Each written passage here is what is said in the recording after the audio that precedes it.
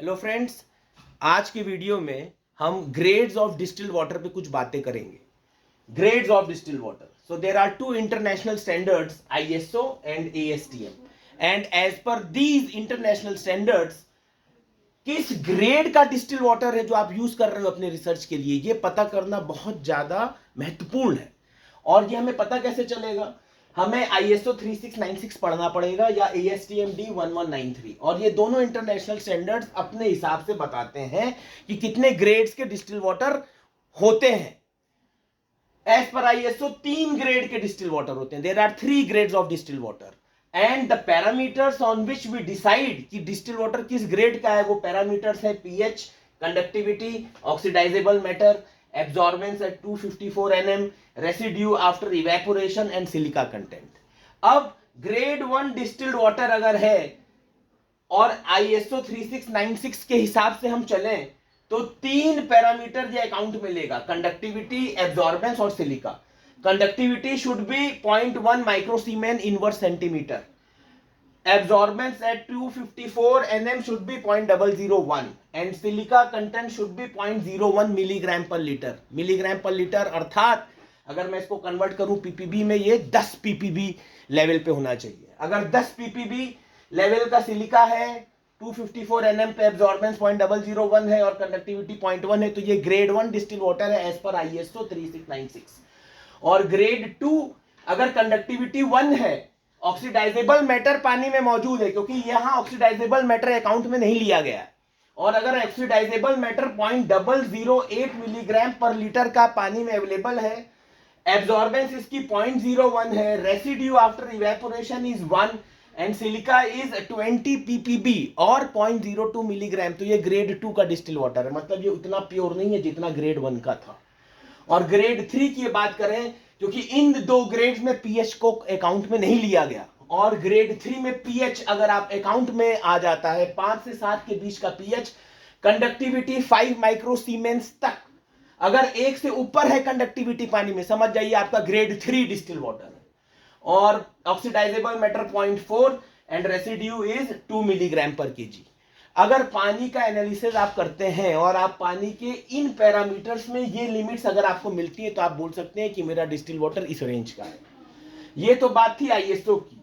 इससे ज्यादा stringent standard है एएसटीएम डी 1193, और ये 7 पैरामीटर्स को अकाउंट में लेता है और बताता है there are 4 types of distil water. ये और स्ट्रिंजेंट स्टैंडर्ड है, और ये जो 7 पैरामीटर ले रहा है वो है conductivity, resistivity, pH, TOC, sodium, silica and chloride. अब यहां पे देखिए कंडक्टिविटी कॉमन थी दोनों में, बट रेजिस्टिविटी वहां नहीं थी, यहां पे रेजिस्टिविटी है।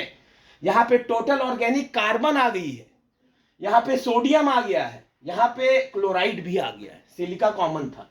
और यहाँ पे जो लिमिट्स है वहां मिलीग्राम पर लीटर में हम बात कर रहे थे, यहां हम बात कर रहे हैं माइक्रोग्राम पर लीटर, दैट इज पीपीबी।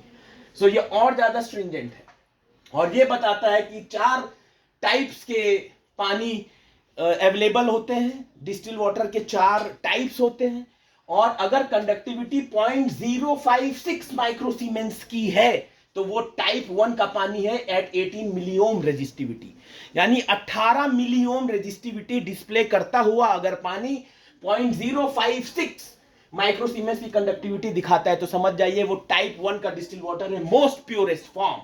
और वहां पे TOC should be 50 ppb, sodium should be 1 ppb, silica should be 3 ppb and chloride should be 1। और यहां ध्यान देने वाली बात ये है, ये वाला जो पानी है ये 0.2 माइक्रोमीटर मेम्ब्रेन से पास होने के बाद ये एनालिसिस आपने उस पानी में करना है, अगर मुझे सर्टेन करना है कि मैं इस ग्रेड के पानी से अपनी रिसर्च करूंगा।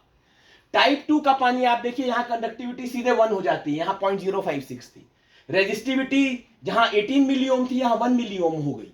टीओसी यहां पे 50 इन्होंने भी यहां पे लेवल दिया है। सोडियम 5 तक चला गया है, सिलिका सेम रखा है, और क्लोराइड 5। यानी क्लोराइड अगर बढ़ता है, सोडियम भी बढ़ता है, टीओसी सेम रखी और कंडक्टिविटी 1 है, तो टाइप 1 और टाइप 2 में अगर आप अंतर देखिए, यहां सीधे अंतर कंडक्टिविटी का है, सोडियम का है और क्लोराइड का है।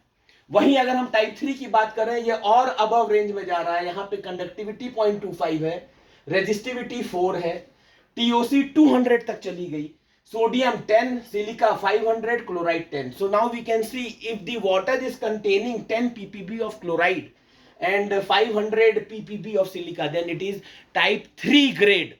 और टाइप 4 जो है जो ये सबसे वर्स्ट कैटेगरी का पानी है, यहाँ पे पीएच तीनों ग्रेड्स में नहीं था. अगर आपका पानी इन तीनों रेंज में आ रहा है, type 1, type 2, type 3, then it is okay. Otherwise type 4 की आप देखिए यहाँ कंडक्टिविटी 5 है.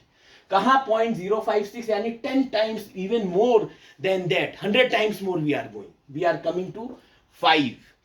तो समझ जाइए यानी कंडक्टिविटी होना पानी में यानी उसमें आयंस का मौजूद होना. और 0.05 से सीधे 5 यानी हम कितने टाइम अप चले गए, हम सीधे कितने टाइम अप चले गए, 100 टाइम्स अप चले गए. क्योंकि 10 टाइम अप जाते तो आप यहाँ पे आते 0.5 पे, और 100 टाइम्स चले गए हैं सीधे 5. और resistivity is 0.2, pH is 5 to 8. Then sodium आप see the level of sodium, it is going to 50 and chloride again 50. अगर पानी में इस रेंज की इंप्यूरिटीज हैं तो वो टाइप 4 का डिस्टिल वाटर है. और अगर इससे भी नीचे है तो वो पानी यूज नहीं करना है. कोशिश करनी है कि मेरा ग्रेड टाइप 1, टाइप 2 की रेंज में हो जाए. अगर ASTM को हम फॉलो करते हैं, क्योंकि जो भी इंटरनेशनल रिसर्च है वो इसको फॉलो करती है. अदरवाइज ISO की लिमिट्स थोड़ी सी लोअर एंड पे है. ASTM मोर स्ट्रिंजेंट है. थोड़ी सी अपर एंड पे आप बात करते हैं तो ISO 3696 को भी ले सकते हैं.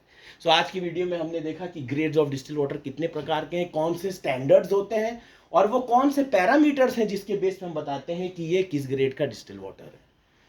नेक्स्ट वीडियो में फिर मिलेंगे, तब तक के लिए थैंक यू, धन्यवाद.